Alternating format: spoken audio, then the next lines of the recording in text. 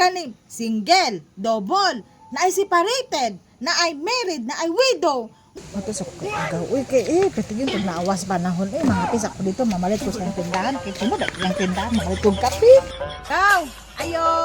Papalitan ako, Gaw! Gaw! Unsay palito nimo gaw? Papalitan ko ano, be, ka ng kopi ko, Gaw. Kay kape, Gaw. Saman imo ha, single o double? Katong ako agaw katong kuan, tong married. Naday merit nga kape. Unsay wala, Gaw? Muna lang kadaot sa imo hagaw ba? Pagbantay ragos mga baligya, kay maulahi ka ba? Naman ganin, single, double, na ay separated, na ay married, na ay widow. Nga mingon-ingon kag walay married nga kape. Naman ganin, double, sige na, Gaw. Bigay ka. Ay, no mo lagay ko, Gaw ba? Uhaw kaayo, Gaw. Naday na nga single lang man nag-double.